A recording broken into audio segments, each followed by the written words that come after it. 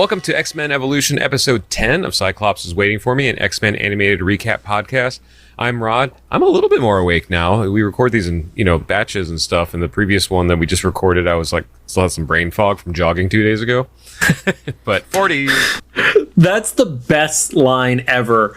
I have brain fog from jogging 2 days ago. Yep. I'm going to blame it on the barometric pressure because we're recording this just after Hurricane in Los Angeles. Right. I'm JC, and I'll promo a thing in November, but at any point leading up to November, raising money for Extra Life with the Children's Hospital of LA via Extra Life. If anybody does a $50 donation, and I'll put a link in there, you will get a personalized cameo-style video of me chugging Smirnoff Ice for the kids. Oh, wow. There's another line you haven't heard in a while is chugging Smirnoff Ice for kids. I hope that's only literally associated to us and nobody else, because nobody should be drinking Smirnoff Ice for kids. Cyclops is Waiting For Me is our weekly podcast series. We're going back and watching every single X-Men animated episode that we can find, along with some bonus episodes. Our first series started with the original 1992 X-Men, the animated series, building up to the release of X-Men 97, which still technically at the time of recording has not been pushed into 2023. But because it is still 2023 and not here yet, we needed to find some other shows that we could cover. And they're probably not going to pull Beyonce and just be like, surprise, album out at midnight. Literally the day after the Ahsoka finale is when they're just going to bam, X-Men. Actually, you know what? Depending on how bad streaming is going for them, they might be like, we need to keep people. Yeah. Oh my God, why is everybody canceling their subscription? Yeah, it's not because we raise prices and crack down on passwords. Do you want to just skip to the spot that says that we're not sponsored by Disney Plus? Yeah, we're definitely not sponsored by Marvel Animation, Disney, or Disney Plus in any way. And also other reminders. We're a recap show about a series that started over 20 years ago. There will be spoilers. If you don't want spoiled for you, pause the podcast, watch the episode, and come back. Also, don't check out any TikTok comments until after you've seen the concurrent episode, because I didn't even think about this. It makes sense now. If we're posting about an old show and the fan base for that show comes in the comments, they're talking about stuff that happened in the show, even though we haven't seen it. Which is great, because that's engagement bait, and TikTok loves that shit. Yeah. Which it makes sense. I'm gonna have faith and think that people aren't purposely doing it. I didn't think about it until the last one. We had both made a comment on a clip that we posted that I guess kind of sparked a conversation from this season's finale, and I was like, oh, okay, yeah, no, that makes sense that people would be talking about this. So don't forget to follow us on social media at Cyclops IWFM Pod on Instagram, TikTok, Threads, Twitter, which I will call it that until the day that certain person dies, and Facebook. Of course, make sure to follow us on your favorite podcast services. If you're finding us on YouTube, which for some reason, 2 episodes ago, actually 3 from the one you're listening to right now, had a spike in views of a day one upload that's nice. More than the previous 6 episodes combined with how many people watched it on day one, and I don't know why. That's awesome. Hello, YouTube. That's our home. All the other platforms have been fine except for the X one, but YouTube is where we all started, so glad to see people on here. And we keep threatening to make a video episode so you can see either my facial reactions to stuff I don't know about X-Men, or JC's reactions to stuff I don't know about X-Men. Well, we have to we have to do at least one episode where it's us on video to get the facial reactions. We are going to do video game stuff at some point, as soon as Rod has a working car in 2025, most likely. And I got another idea that I'm literally leaving just as a tease that we have to talk about later. Okay, so definitely. And also, right now, I am borrowing a mutual friend's car. I'm not going to say which one because it's a very identifiable vehicle. And okay. Got you. And it's not that it would dox them, but you will find out where I live if you see this vehicle. It's who I think it is, isn't it? Probably. It's yeah. Between the two of us, who has the wildest car? Yeah, we know. That they won't be driving in a while. Anyway, that's me. And now into the show. Today we're going to be talking about Season 1, Episode 10. Yeah, sorry. Title Shadowed Past. I had to glitch there for a second. It aired March 31st, 2001. Currently sits at a 7.5 star rating on IMDb. Also, second episode in a row that the title fucked with my head, and I thought it was going to be something completely different. Like about Kitty? I thought it was going to be about Kitty. Yeah, me too. I don't know a lot about X-Men in the comics and stuff, but I know Shadowcat. Yep. Nope. Nope.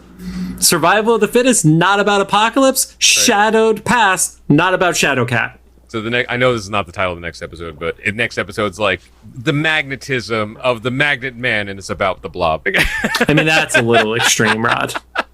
Maybe like magnetic personality. Right. Yeah. Or The brain fog's still kicking in. It's fine. Or this episode is about Magneto and it's about the Blob. I love you're just like losing your shit at this point. Yep, definitely. I'm not even drinking. I'm drinking water. Maybe it's LA water. Anyway, so this episode opens up at the mansion. It has happy music, is the way I described it. It was very happy tone to the music playing. Yeah, it was like stock pop music. And I guess that's because we're zooming in on Rogue and Kitty's room. I don't know if we knew before that Kitty and Rogue were roommates. We did not. Which is funny because it's both a little surprising, but also makes sense of why they were fighting a couple episodes ago, because they were probably at each other's necks. Right. Like if you're always up on somebody's business and sharing a room with them constantly, like that's got to be frustrating. And especially, I know they're high school kids, but this is close enough to the age. If anybody's ever had a college roommate, at some point, even if you got along great, there was an era that you had where you weren't. When you have to share a room with somebody, it's one thing to share a living space like an apartment or a house, but when you have to physically share the same room that you're sleeping in with people, you get in at least one argument. There's no way that doesn't happen at least once. And we saw in this episode that they actually go to sleep at the same time because their beds are like feet apart from each other.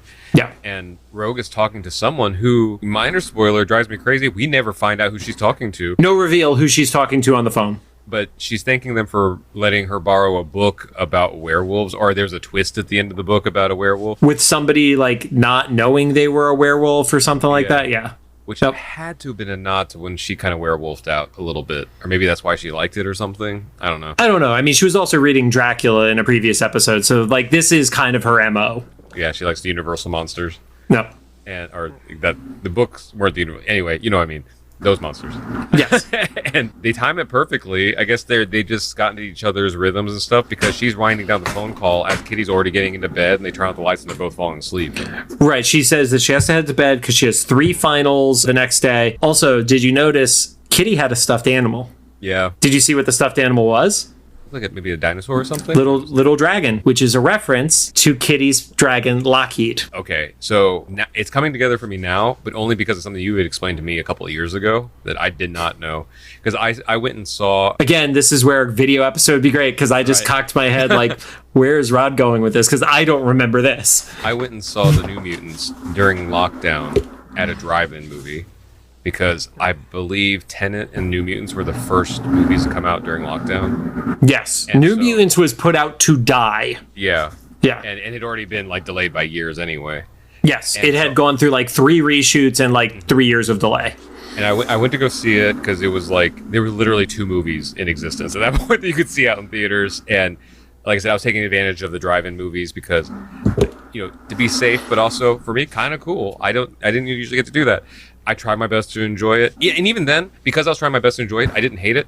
And you hadn't seen it yet. And so I think it was on maybe a Facebook comments or something. You were asking me about like how Magic was doing or something like that. And I was like, was that the racist girl with the dragon? And you were like, wait, she got him? And then that's when you explained like that dragon usually goes with Kitty. Yes. And so I was like, yeah, no, for some reason, they got this fantastic award-winning actress, Anya Joy-Taylor, to be like randomly racist in this movie. Yep. There was no reason for Magic to be like, Magic is just like a not happy person, but she's not racist. Yeah, I mean, they established in the rest of the movie that she's a bitch, and that was, yeah, you get it. Okay, character, that's whatever. But then, yeah, the magic dragon thing, and I was like, so the dragon was just like a MacGuffin for them, right? Because she didn't have any precedent with that character. She has a precedent with Kitty. Dude, I have 0 memories of New Mutants, and I watched that movie stone cold sober. Right. So I can't even tell you what part Lockheed played in that movie. Yeah. So, but I guess so now it makes sense that you explain it, but I didn't register at the moment because I still register it with Magic, which is the worst way to have any association to Lockheed, is to associate it to the New Mutants movie. Right? Yeah. By the way, we are 30 seconds into the episode and we've been recording for 11 minutes. Yeah. So it cuts over to Rogue having a nightmare, which actually for a second I thought was transitioning again, because that's how the transitions in this series works, is they do a bunch of like flash cuts. Yeah, they do the flash cuts. And so I was like, oh no, we're still in the same scene. And then the scenes that her nightmare was, I thought we were going to go into It's All a Dream episode about Frankenstein. Or like a Jubilee's fairy tale. Yeah, because the lab in the castle, well, that sentence. Yes. It's a very specific like image you get, but also the way they set it up, it seems surreal even outside of the evolution world. And then you just hear a voice, and I mean, I literally wrote Frankenstein's lab. Yeah, and especially because you hear a woman's voice saying like, "What have you done to him, you monster?" And I was like, okay, so this is a Frankenstein story or something, right? And then this is where, so I always watch stuff with captions. This is where captions spoiled the reveal for me because it said it was Mystique saying it. It said Mystique, and I was like, "Oh, Mystique," and then I get there, it's like hooded woman. Oh, I'm not supposed to know who this is, but I can't see your face. But what I did notice is, as you do get the visual reveal of Mystique, they were wearing gloves, and that was their way of like having it be a later in the episode reveal that it was Mystique, because the hood is covering them the entire time, and you don't see their hands. Yeah, the blue.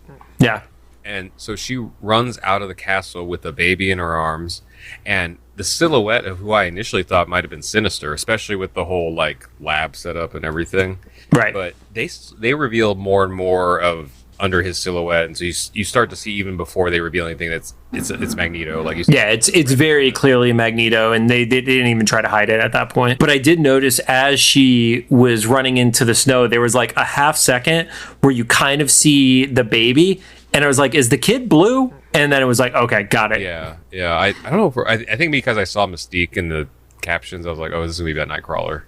Yeah, I mean, as soon as you start realizing that it's her, and of course recognizing the voice actress and stuff like that, but it was like, oh yeah, they're actually like, if you frame by frame go through it, there's definitely like more than just a hint. It's like, okay, there's a blue baby. So yeah. Blue baby. And then we find out that Magneto has new powers where he can control wolves. I think they're just trained well. Right. I legit do not think that's a power scenario. I think that's just they listen to him. I was just making a joke. It's like Mr. Burns' hounds, because initially it looks like they're just wild wolves that are around, and I still think they might have been intended to be that, but they were very much on Magneto's side. Yes. And they chased Mystique to a rope bridge, and I kind of get excited whenever this happens in an action thing or show or whatever, because like, how are the writers going to approach the rope bridge dilemma? Because it's dangerous. And then, if you've watched Fast 9, I guess if you don't want spoilers for Fast 9, skip ahead 20 seconds. You can just drive up the rope bridge and defy physics. But, there's always the thing of like, oh, now you have to go on a certain pattern because certain planks are falling out. They teased it, and then they just didn't do anything with it. Yeah, it was just the arbitrary rope bridge. Because we had a rope bridge in X-Men 92 in it was the Amazon. Yeah. And so there's a little bit. Magneto doesn't even really do anything. He just kind of literally hovers, and the wolves kind of scare, unknown woman. Woman. Yeah, and she drops the baby, which is horrifying. Even in animation, is like terrifying. Yeah. And she watches the baby fall into the river. Is like, I don't even know if a mutant magic baby would survive that. Like that's like they're implying that he's a newborn. Yeah. or still small enough that it's in a swaddle, Yeah. And then Magneto, he's less good than he was in the 92 series. Yes, this is definitely a more just like pure evil Magneto, I feel like. Because he doesn't even wince, and he just turns around and goes back to the castle. Yeah. And that's where we get the wake-up scream from Rogue. Yeah. How does Lucy react to this Rogue screaming compared to Lenore's screams in X-Men 92, which we're gonna get in X-Men 97? Oh yeah, that's right. Yeah, no, Lenore is in a whole other league. I actually don't remember what this Rogue scream sounds like. And also Lucy, were you watching with me? I can't remember if she's asleep. Yeah, Rod just turned to his cat to ask how they felt about the scream. So if I'm high enough, she speaks English, so I might have gotten these. I'm not high right now. That might have helped this episode. And wait, I didn't write down when credits cut. Is it or when the that was the cut to the intro. Okay, I didn't write that down. I was like, this would have been a good place for the intro. This is probably the intro. Then please tell me that's what it actually says in your notes. No, I just don't have, because I'm like, how far down in my notes I don't have the intro happen. Yeah, that's probably happened. This is my internal monologue.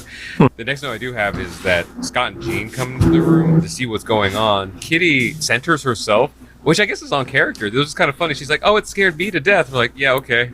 Well, she said it scared her enough that she almost phased through the bed. Yeah, so that part might have been a little, unnerving, especially now that we find out that she, like, can't completely control it. So you could just die if you phase wrong. I wonder if it's a scenario where if she's still in the middle of something, there's a protection that she can't unphase until she's going to not die. Maybe, I don't know. Also, I have to send you Kitty on a murder spree using her phasing powers to kill people. That's a whole thing. Does she go inside of people? Yeah, That's a phrase I never want you to say again. So this is not happening in any near future, but there's for decades there's been this rumors that NetherRealm's going to make or not decades, but years, there's been rumors that NetherRealm's going to make Marvel versus Mortal Kombat, and I do not see Disney allowing Marvel characters to have fatalities done on them. That whole thing is a setup for a perfect, because that's happened with Mortal Kombat characters. That would be epic to see an X-Man do that to Shao Kahn or something. I can just see the animation in my head. It's kind of like when Avatar: Last Airbender, or it's either that or Legend of Korra. They introduced, I think it was Legend of Korra, introduced the bloodbenders and stuff. You thought you knew the world, and then they were like, oh yeah, all those ramifications that you just didn't think about because they're not going to get into that. No, they exist. Like that blood has water in it, so there's water benders. Okay. Yeah. I know nothing about the Avatar world aside from there are the 4 kinds of benders. Oh, yeah. I really liked the series, and then Legend of Korra got darker because the first series was it still got a little real, but it was introduce all these happy characters and it's an anime thing. And then Legend of Korra was centuries later, I know, a long time later, and what are the real world ramifications of these things? But yeah, there was a part where they discover an old woman is oh, did you know there's water and blood? And that just opens up a whole horrifying chapter of this world.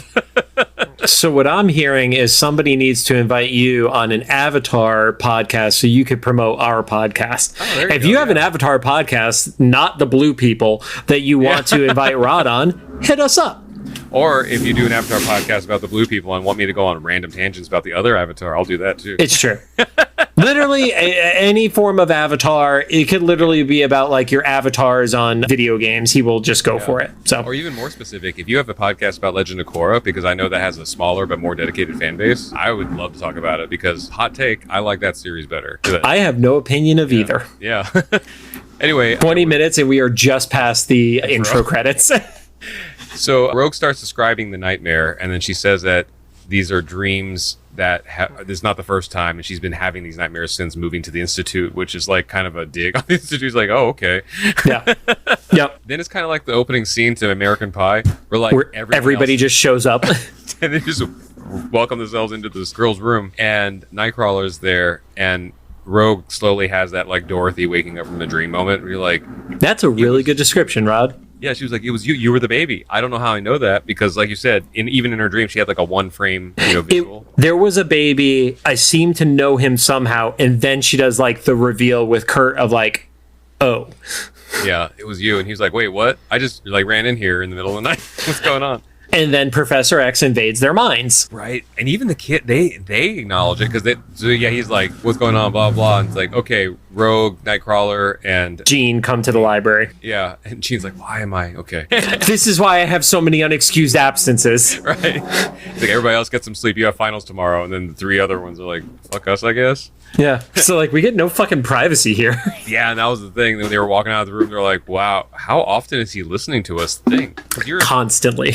You're also kind of assuming that I don't know how late it was, but it seemed it was pretty late, if they're in the middle of the night, and that Xavier might be asleep too. I mean, I'm hoping it's oh, they went to bed at 11 o'clock and he was up at 11:30, but I doubt that's the case. Yeah. Rogue, Jean, and Nightcrawler meet up with Xavier, and Xavier asks permission to go into Rogue's mind, and they all agree that that's a good place to start since she's the one that had the nightmare. Well, Nightcrawler mentions that, his parents had said he was adopted, but they never mentioned finding him in a river. They were fishing me out of the river. I was that might be something you leave out. I'm not saying that it's right. I'm just saying, for example, my parents, have the extra layer of being immigrants, but also there's all this stuff about our family beyond, my grandparents, or even my parents' stories and stuff. And I'm I've caught wind that there's complications in it, or there's more. My dad specifically has always told me, he's when you're old enough, and I'm I am 40, I'll be 41 by the time this episode comes out. So I get parents just you know what? Finding you in the middle of a river Moses style? Yeah, okay, we get that. They just leave that part out.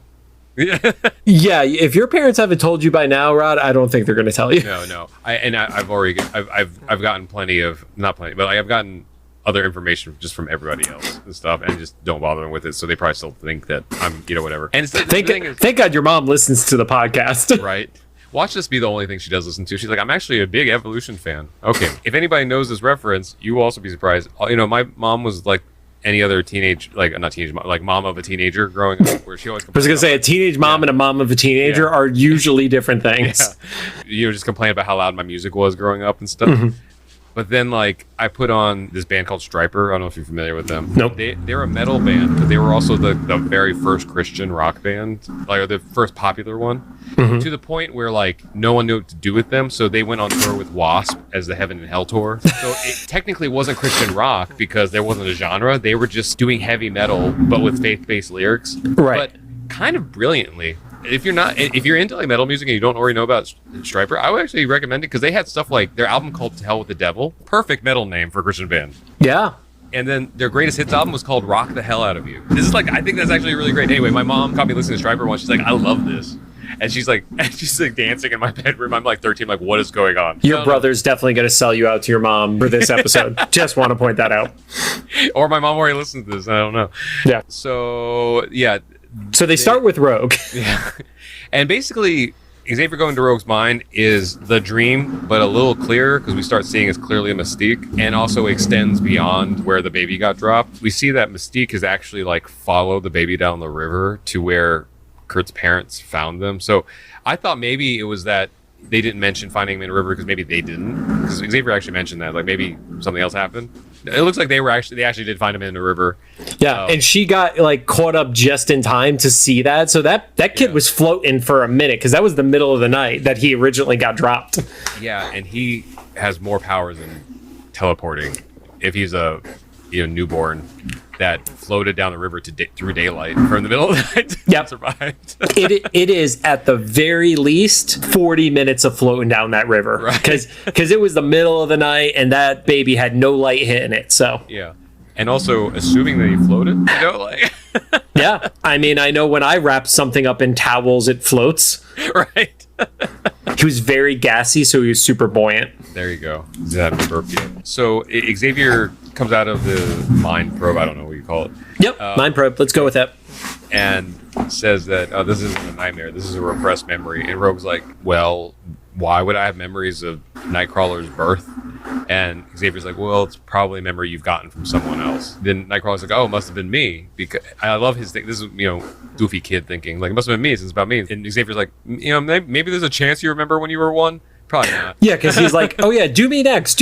And it's like, you were an infant, sir. That's not how this works. And then Xavier says something that initially I thought was kind of cruel, and it still kind of is, but it definitely is. We get a clarification later. He's like, let's wait till tomorrow. It's pretty late. We'll do it after school tomorrow. And I was like, man, that would drive anyone crazy, especially a teenager, in the middle finals. Yes, in the middle of the night after he just did it with Rogue. And it's like, obviously the reason he's doing it is he wants to address the Rogue part before he reveals stuff to Kurt. Mm-hmm. But it's like, oh, dude, I wouldn't be able to sleep. That would drive me absolutely insane. Sleep, go to school, take a final, like, right? All that stuff. And then the reveal we get the next morning is that Xavier is actually talking to Mystique as Principal Darkholm. Yeah. Which, once again, we're starting to get more and more of a picture that they're... he's not even friendly, is not the right word. I keep saying that, but it's like cordial than we thought.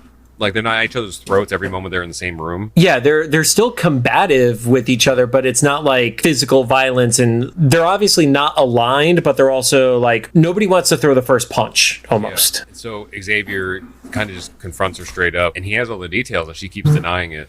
He's like, why did I see you in Rogue's, your memory in Rogue of Nightcrawler and blah, blah.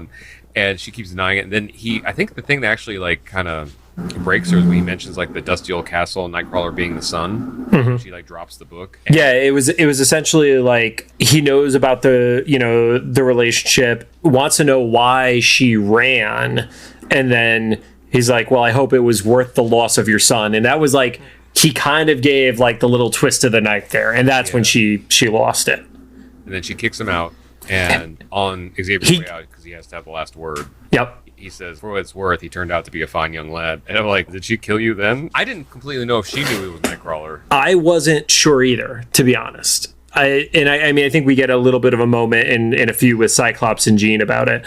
But we also find out that the reason why Xavier went there is because he was probing her mind at the time. Yeah, which we didn't see him get this information. But yeah, he radios back to Wolverine. It's like, I got the coordinates. And coordinates to what? Wolverine does the takeoff from out of the waterfall in the Blackbird. I love all the different times you see the Institute.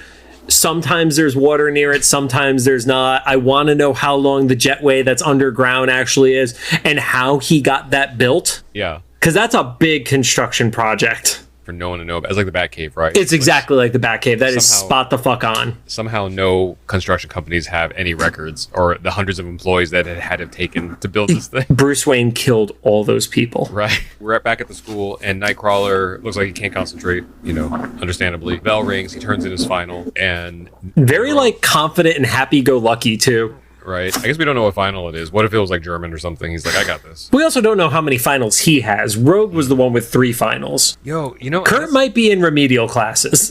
I don't know if they treat finals the same way as when we were in school, but where I went to school, and I don't think this is unusual, having the 3 or 4 finals in a single day, that seems so inhumane. It is. To kids and stuff, because I can understand having more than one or something. At least where I went to school, they were so huge and the comprehensive and stuff. To have to do several of those one after the other with a 5-minute hall break, not even a break, 5 minutes in the hall to make it to the next thing or whatever, cannot be good for you. But yeah, we don't know how many he had. That might have been his last of 3 or 4. I mean, let's be honest. There's a reason why adults still have nightmares about high school.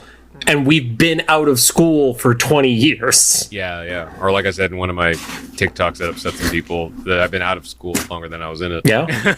You also love to say very controversial things about music on your TikTok. That's kind of funny you say that too, because I'm totally kidding. You don't actually say controversial shit. You piss people off without saying controversial shit. That's what I was gonna say. Is I just basically talk about how much I love something, and I guess if I don't like it the way they like it, that's offensive. Also, Gen Xers are not okay. Gen Xers in my comments, not all of them, but a lot of them. There's so many Gen Xers in my comments being like, "That's our song." I'm like, okay, sure. You can also remember that hit song that came out when I was 14, which I feel like is a fair demographic for me to like a pop song. They won't remember for that much longer. Don't worry. Right. Anyway. As we continue to piss off people of various age groups. Right. Well, no, only now, if you're a listener of this podcast and you were one of those people that commented on my music TikToks about how something that's your song or whatever is directed towards you. Everyone else, you're fine. You're fine. We're all good. I'm a cusp Gen Xer, I'm an 82 baby, so. But also, keep yelling at Rod in the comments because TikTok loves engagement and it can't tell what's positive or negative. Like our mutual friend Billy says, Hollywood Drama Club. No one signs up, everyone's a member. It's true. Yeah, X-Men. Where were we on this? So Kurt, Rogue catches up to Kurt as he leaves his classroom, and she's asking him why he's in such a rush. You know why he's in a fucking rush. He has all the unresolved issues about his parents that, why wouldn't he be rushing? Yeah. Maybe because I found out that I was dropped in a river, possibly, and my biological mother might be out there. It's or I could just want to catch, He-Man. I don't know. Yeah.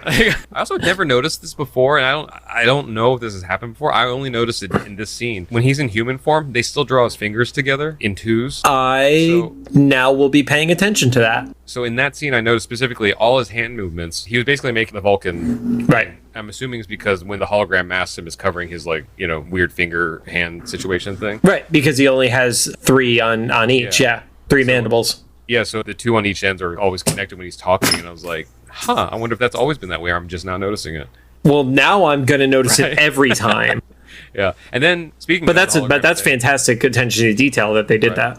But now, because of you from our last recording session, I noticed that his underwear is pulled up over his shirt now, and I can't. That was Kit that pointed out. Thanks, Kit.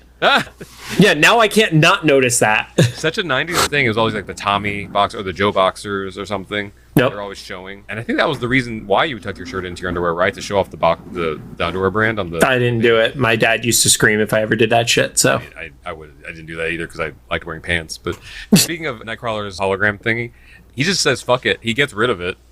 He doesn't just teleport away. He, turns it off in the middle of the hallway to the point where even Rogue visually is looking around wait, and then he teleports away before anybody can see him, I guess. Right before he does that, she because he's well, don't you want to know more about your parents? And she acknowledges Irene, who we know as also Destiny, and she's no, she was strict, but she was cool. I feel she had a better relationship with her adoptive parents than he did, because he mentions it felt like something has always been kept from him and he didn't know what it was, which I understand if you are blue that you would feel that way. And you were found in a river.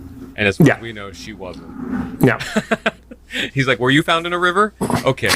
Yeah. And yes, he decides to turn off his watch to teleport. And I put near miss because there is a kid who's by Scott and Jean who just happened to be looking in their locker at that point.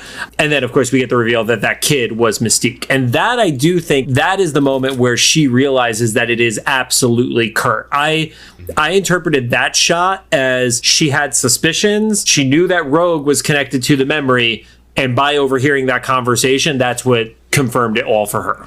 You know, that just cleared up something for me, too. That's probably why they made sure to show him turning off his thing. Because they're probably... Because of the near miss not actually being a near miss, yeah. But I'm guessing, they probably haven't... I could be wrong about this, but that says to me that they haven't shown... Like, Mystique has never crossed paths with him, not in his human hologram thing. You're right, I believe. So maybe that was the moment where he turns it off so she can get a visual, like, oh... That's him. There are only so many blue kids of that age. Yeah, blue kids of that age with like pointed devil tail. Yeah. Oh yeah, because she would have remembered that her baby had a devil tail. And then I also put sad. Yeah. Sad mama. And then she meets up with Quicksilver, hands him like a manila envelope. We don't hear her instructions, but he's like, why do you want me to break in? Are you sure I can? And she's like, yeah, you'll be fine. So I don't know if I would trust. You're fast enough for the defenses. It was either or. It's either like a huge misjudgment or underestimation of the mansion. Or doesn't give a fuck about his safety. Yeah, that or a huge security flaw in the mansion. We'll find out which one it is here in a minute. Right. But again, that goes back to the last episode we were talking about the Juggernaut, where he was only quick enough to unlatch one latch. But it's this time it's like, oh, he's going to get by all defenses without even triggering them. That is true, because he's much faster in this episode. He's much faster. So he knows it's a message for Nightcrawler. And so he asks, like, what's so important that you need to get this message to Nightcrawler? And she's like, that's none of your business. Just go do it. Which, since it's in, like, regular old manila envelope, 1,000% a high school student, teenager, is going to open up that envelope to read what's inside or find out what's inside.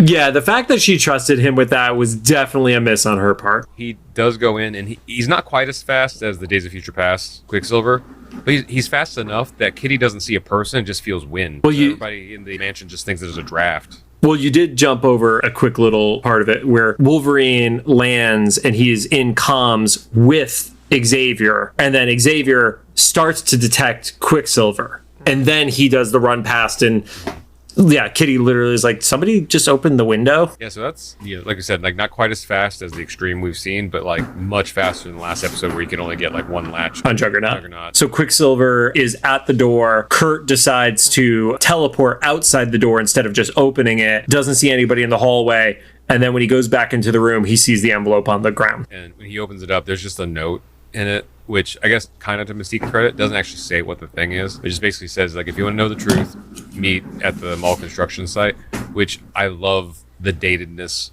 of it. That not only it's a mall reference, but a new mall. Could you imagine hearing that somebody is building a new mall in 2023? Right. When was the last mall built? Because I guarantee, like, of any consequence, it has not been in the last decade. I'm actually curious enough to look that right now. Last mall built in America. Specify in America. You know, it's funny, weird thing. As soon as you said that, it autofilled built in America. I must not be the only millennial looking for this. Oh, wow. Last mall built in America was American Dream Meadowlands in October 2019. I'm sure that was a great time to open a mall. Okay. Oh, yeah. December 20th, 2019, or October 2019. Wait, what? Really? Is that true? That can't be true. Where? New Jersey. Oh, okay. So I don't know if this counts. It has a theme park inside, so I would argue that this was more about the theme park than the shopping center, because it has a Nickelodeon theme park inside. Well, okay. That was not what I was expecting you to follow up with. Yeah, American Dream is located in New Jersey, a heartbeat away from New York City. Every New Yorker that listens to this is dying right now hearing that. They do not believe that. But yeah, it has a Nickelodeon universe, DreamWorks water park, which looks like it features Shrek on a surfboard, Angry Birds themed mini golf. You have said nothing that makes this resemble a mall yet. And then indoor ice skating rink, Legoland, Sea Life. That sounds like I don't know. Indoor surfing. Again, you're literally talking about an amusement park. You have not said a single thing that is a mall store. Where is the Orange Julius? Where is the Wetzel's Pretzels? Okay, so the stores tab does have like your normal like Apple Store, Best Buy. There's a bunch here more, and then where's the food stuff? Food and drinks. Let's see. This is always the telltale of what the scale of the mall. Yeah, is it like Sbarro and Panda Express? Because if not, I don't know if this is actually a mall. Okay, so far we have Cinnabon, so that's Okay, that's mall. stuff. Yep. There's a lot of restaurants in here. Five Guys. Oh, it has the Jollibee. I have no idea what a Jollibee is. Jollibee is really big with like the Filipino community. So Okay. like, whenever Jollibee is built somewhere, it's like a huge deal. In the U.S., it's a huge deal. There's a Taco Bell in there. There is a Wetzel's Pretzels. Okay. Two Wetzel's Pretzels. There's two. It's definitely a mall. Right. There's like 3 kiosks. There's a Mr. Beast Burger. I didn't know they had physical locations. Isn't there a big lawsuit going on right now? Yeah, he's suing he's suing the company. It's the whole thing. There's a Mrs. Fields cookie. That's the real one. Oh, okay. That's Yeah. how you know it's a mall. Yep. Anyway, wow, okay, more you know. Aren't you glad you listened to this? Scott knocks as Kurt teleports out Yeah. and hides the note, of course. Hides. He puts it in a drawer with other notes. I mean, we've established the X-Men have no concern over privacy and will go through your personal belongings if you're missing for a few minutes. Yeah. Usually it's Jean. Yes. Oh, yeah. Spoiler. It's going to be I was referring to Jean and Weapon X Lies and Videotape episode. She just goes through like his photos of lovers. With herself included. Right. Maybe a spy. Now, that brings into question the other women, right? Were they actually... Yeah, were they actually in love with him, or was he just stalking them creepily? Right. They all have a partner cut out of them. Yep. Like the one with Scott. Then we cut away to Quicksilver, kind of like some nondescript place away from the mansion, but not quite back at the school, where he's reporting back to what you initially are supposed to think is Mystique. Or not Mystique, maybe one of the other... Brotherhood kids. Yeah. Because it's like, oh, I read the note. And they wants to meet up with Nightcrawler. But then he reveals it's Magneto he's talking to. Right. Which makes sense because, forgot, they established they made a deal several episodes ago. It hadn't come back to it until right now. Yeah, he mentions that Wolverine and the Blackbird are both gone, and Magneto gives him the order to make sure to intercept before Nightcrawler gets to Mystique. And then he says he's going to go take care of Logan. Yeah, he sees him arrive. And then I was like, oh, where's Logan? And then the very next scene is like, Logan arrives at Castle. Yep. Okay, those were the coordinates he was getting. And then there's a big montage of Logan fighting through like, I don't know, like high-tech Temple of Doom traps, basically. Yeah, death traps, yeah. There's like a thing that like freezes him and shocks him. Normal like gauntlets and cannons and stuff. I did like he breaks one of the laser turrets. Like he chops it off like at the neck, quote unquote, and then it zooms forward and crashes into the other one. Like it looked like a weird Rube Goldberg machine effect. Yeah. And then he finally gets into the room he's getting at, which I guess there's only one room at the end of this corridor. He knew exactly where he was going. And it's just destroyed. Clearly a lab. And also looks very much like the lab we saw in Rogue's Dream. Right. And he's able to put together, it's a DNA lab. He said that to Xavier, because him and Xavier are they radioing or telepathic? I think they're radioing. Radio. Yep. At that point. And I was like, so... Did he smell that it was a DNA lab? Yeah, because...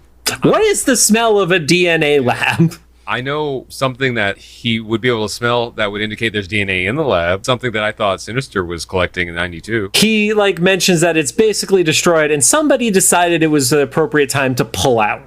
I missed that line. He literally says pull out. Oh man. Okay. So now they knew what they were doing. If they don't, they are the most innocent human beings on the planet because that was the most double entendre as fuck scenario possible in this show so far. That was like quadruple entendre. The shoot I was on a couple weeks ago, as of when this goes live, there was somebody talking about a sperm bank during that shoot. And now, real time, this is only like 5 days later. That's what comes to mind. Whatever that building smells like is what that lab smells like.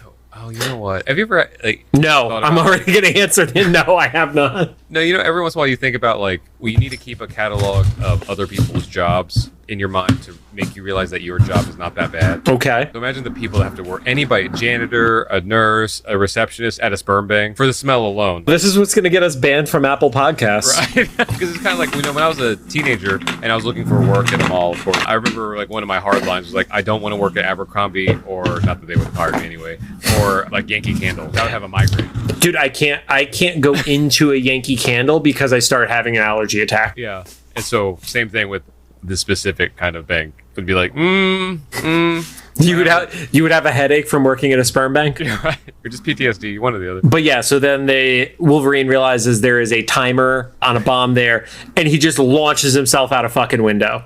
Oh yeah, he's like, Xavier, gotta go. I love that he took the time to say, "I'll get back to you," basically, and then he jumps out the window. He's an action hero. He knows how it works. He has to do the dramatic, like, away from the castle exploding.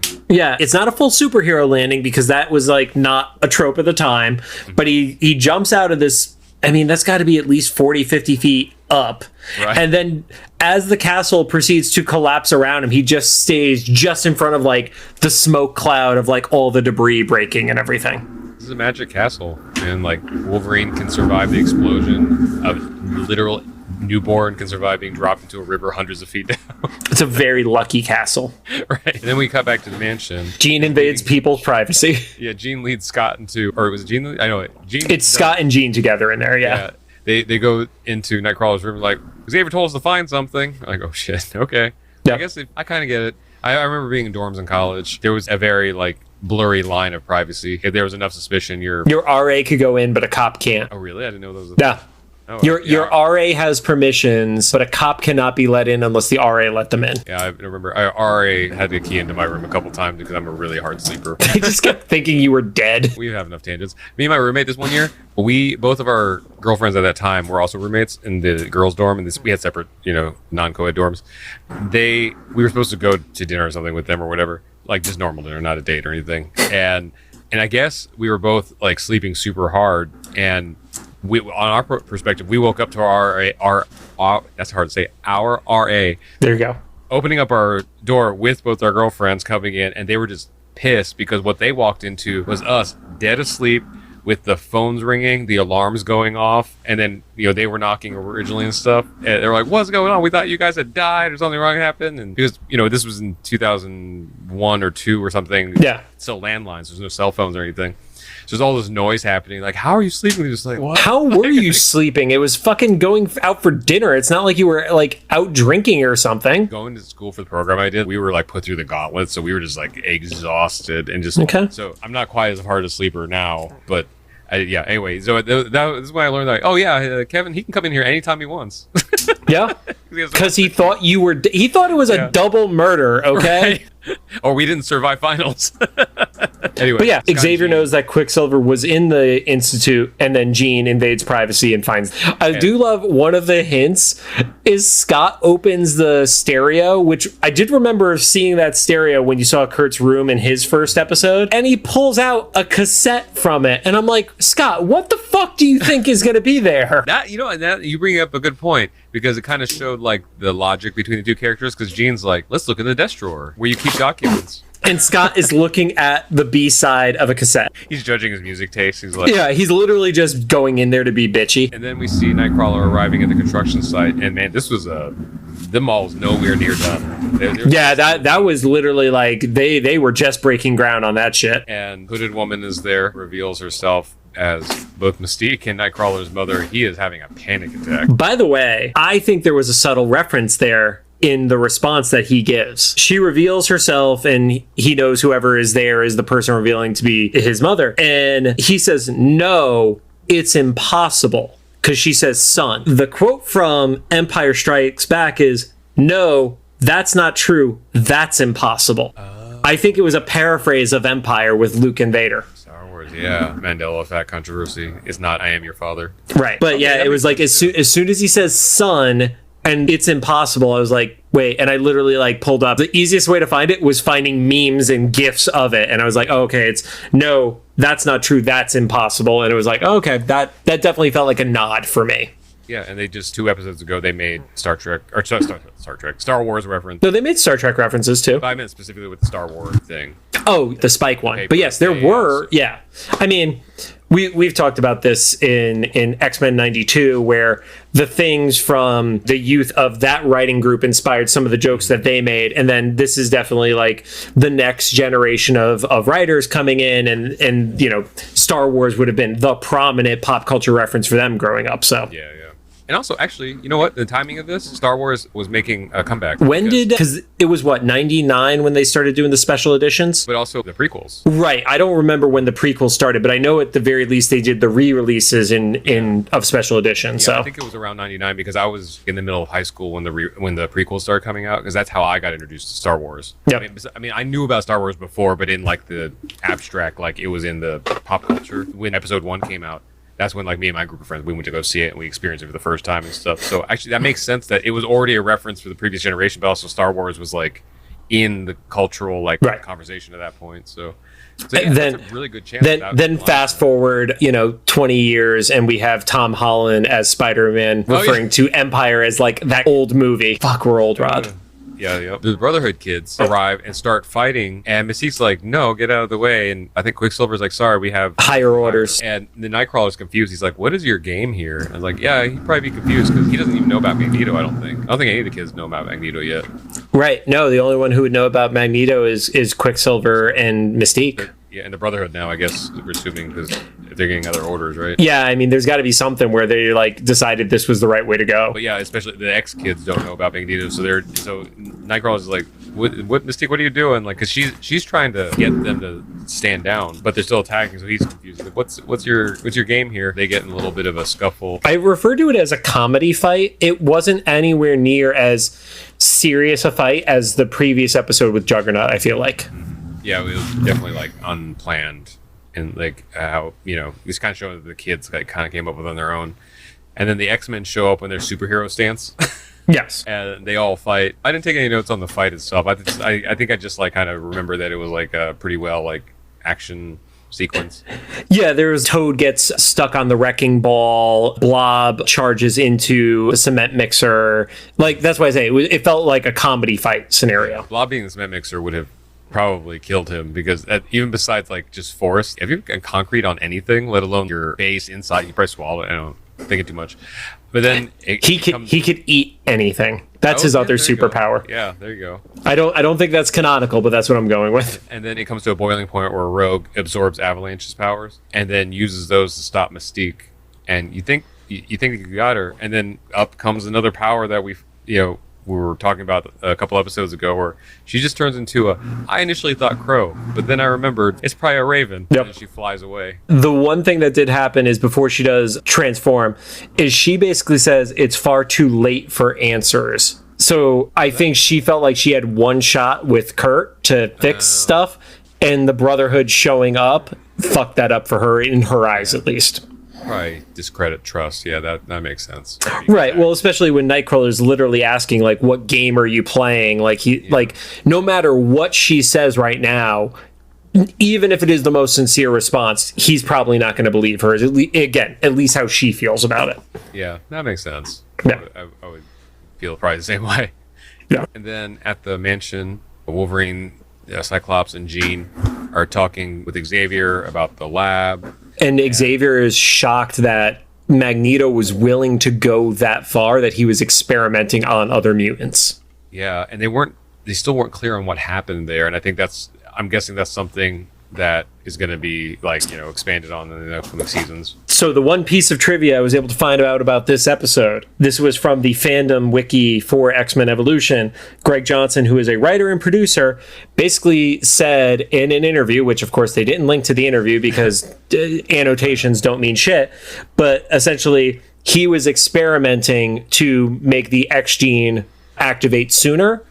And he had succeeded. Oh, so that's why he did Dick Hurt. Right, which is why every other mutant would be born, human, and then you wouldn't see powers manifest until they hit their teen years. That is a good retcon, because that would make more sense for Nightcrawler, because in 92 or any of the previous X-Men stuff, we have Beast and Nightcrawler exist in the same space, but completely different backstories of how they became blue or furry or physically manifested. Right. And so if Magneto just had activated Nightcrawler's powers at birth, and that's why Raven was referring to him as a monster, because she basically activated the thing that makes him a weapon when he's still a baby. And it also gives the show name merit, evolution. Hey, they said the thing. Literally, mutants are all about evolution, Rod. God damn it. As they're talking about that, with the genetic experimentation, you also get sad Wolverine for a second. Did you notice that? Like, he literally, like, hearing about experimentation, it was the first time we've seen any sort of, like, moment of weakness for Logan in this show. It's very subtle, but he, like, walks away and isn't facing them either. This was, I remember this now, because Xavier decides to, because Jean and Scott are like, all right, when are you going to tell Kurt? And Wolverine is like, he doesn't need to know yet. It could be damaging to him. One of the reasons I remember this part is because, once again, I watched the captions. He clearly said the elf isn't ready for it yet. The caption said the oaf isn't ready for it yet, which completely changes the context. That is what we call a fuck up. Yeah. Because they definitely said elf. Elf, yeah. That's some auto caption bullshit. That's like auto captioning for TikTok. Yeah, maybe, but I also think it was probably someone, like, because I know some people who don't, not for this show, but do like captioning and stuff for other like programming. If they were for this show, they were going to have a very harsh DM from me if it was accurate. You know? and it was probably just like it was probably rushed, right? I'm going to guess it was probably also somebody who doesn't know the show, so yep, they probably just put it in there. But I don't know. It's so funny because also, if they did know the show and were like not rushed, they probably wouldn't put Mystique speaking at the very beginning of the episode. Because usually in these captions it just says woman's voice or something. You're not supposed to know who they are. But so Wolverine. I forgot. Maybe it's because I have to keep reminding myself that this is Wolverine. Yeah. I know that's dumb because you can see him, but like his whole history doesn't connect with me yet because I'm not used to this version of the character. Yep. Yeah, so he has all the Weapon X stuff behind him that in this show nobody has talked about yet. Mm-hmm. And so we don't even know if anybody besides maybe Xavier knows about it. I mean, maybe Storm too, because she's the other adult in there. But yeah, it may just be that trio. Because we do know that this version of Xavier hides shit from the kids. Right. And really, I don't know if you want to mention like, oh, the guy who's also the trained killer was experimented on. Yeah. And so Xavier, even though it wasn't his idea necessarily, still decides not to tell the kids about something. But also, that's a huge burden on Scott and Jean, because I think they're the only ones that actually know. Yeah. Amongst the kids. Then we cut away to the balcony where Rogue and Nightcrawler are talking. They're having a heart-to-heart. And basically, Rogue is like, do you want to know more or whatever about this? And Nightcrawler says, I think Xavier knows more and just isn't telling me. Right. Which is a good observation to make based on previous experiences. Which I love because so much of this season has revolved around narratives of trust. Like, should Rogue trust the X-Men? And we've talked about that when she decided to join them. And they know that he's hidden shit before. And I'm sure it even started questioning for Kurt when, aside from even the Mystique reveal of it, like, why didn't he go into his mind that night when he could have, when he made a big deal about going into Rogue's mind, but he didn't go into his. So yeah, and Kurt, I guess is more mature than most people. He says like he probably has his reasons if he's not telling me. He's like, I don't know, man. Yeah, he says he's got good reasons probably, and that's where again he's 14, 15 at most in this, but also. Rogue was questioned like, well, do you think that Mystique was messing with you? Yeah, that's true. Because she's like, Mystique, she's literally deceptive. It's like her whole thing. Right. And we still, at this point, do not have the full reveal to Rogue that it's her adoptive parent. Yeah, and Rogue is basically like saying she can relate, even though she can relate more than she even knows right now, and says that they'll find the answers together on it. Foreshadowing. Yeah, exactly.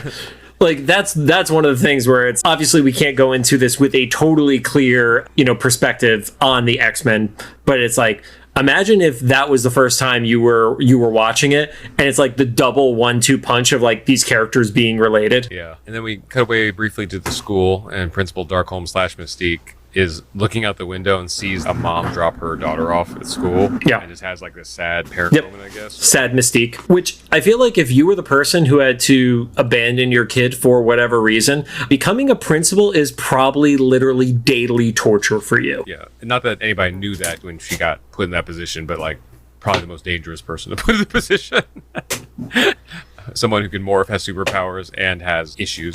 I mean, we have not seen Cody, or whatever the fuck is, not Cody. Who is the friend who disappeared in the cave? Oh, that's right. Yeah, I forgot his name. It wasn't Cody, because Cody...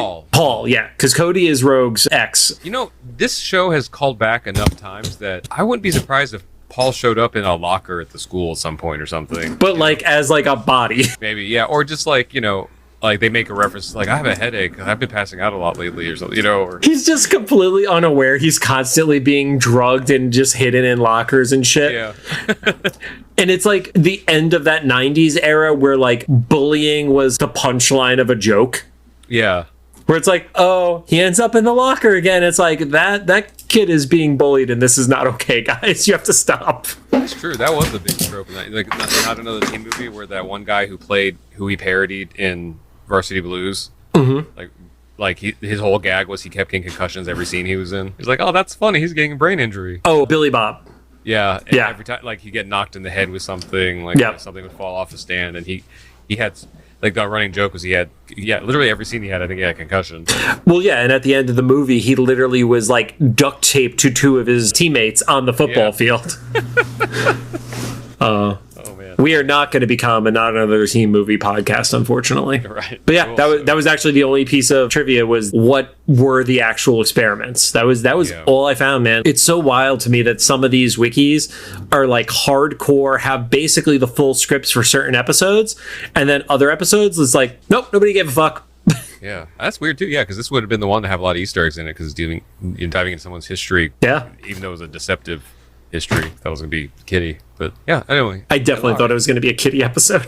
Yeah, it was all right. But we got Lockheed. Oh, there you go. Even though he was the wrong color, because Lockheed is purple and the dragon she was holding was green. It was like Puff the Magic Dragon. But this is also why I don't trust a lot of the wikis, and I will always call out the names of them so we don't take heat on it. Some of the wikis actually said the purple dragon stuffed animal, and I'm like, that wasn't fucking purple. I purposely noted that it was a green stuffed animal. Would it be wild though if we found out there was like some change when it went to like home video or something, I mean, we know that that's a thing that happens. There's a reel that is going around from Friends right now where it had the original Phoebe dancing sexy as her twin sister or something like that. And they are literally next to each other, and they are two different shots. And one was the original broadcast, and then the home video release are very different. And even as recent as Across the Spider-Verse, right, there were 3 different versions in theaters. Yep. And then the home version is different than all of them. Yes. But I feel like that is the one where it actually canonically makes sense. Yes. I'm kind of, I'll hold my suspicions for that for another time. But like, yeah, it's an interesting, I don't know. I doubt that's what happened here, because it doesn't sound like they care. If they put oaf instead of elf, it sounds like they didn't care enough to make those kind of changes. Or maybe, you know what? Maybe it was just VHS transfer, like that tape had degraded so much. Like, is that gray or purple? Or I think that was a wiki editor who was reaching a little bit. Yeah. We're coming close to the end of the season, only 3 more episodes, and the last 2 were a 2-parter, so technically only like 2 more stories, really. Oh, is it? I haven't even looked ahead. Like, I'm taking this episode by episode, aside from our tracking sheet on Excel, so. I was, until the finale was spoiled for you. On TikTok. Anyway. I'll throw this out there. If you guys, as fans, have any thoughts of who you would like us to have as guests, let us know. Yes, definitely. Especially because we don't know what's coming up, so we don't really know who to ask besides general. Like, Kit picked the episode because she liked what happened in it. But and then our buddy Scott could not be on the episode he wanted because he was getting married. Yeah. Again, so selfish. So selfish, Scott. Yeah. And also, if you know some more details and have like references for him, let us know, because he said we have like very limited resources in this. Yeah, we'll announce corrections weeks later. So yeah. Anyway, thanks for joining us. If you have any thoughts, make sure to drop them into the comments for either the YouTube upload or official Instagram post about this episode. If you like what you heard, we'd appreciate a rating on the podcast app you're choosing. Although I don't know why you'd like what you heard, considering these episodes have gotten so much weirder. But yes, thank you. You can find us on Apple Podcasts, iHeartRadio, Amazon Music, Spotify, Google Podcasts, and CastBox. I think Lucy is about to mount my head. Can verify.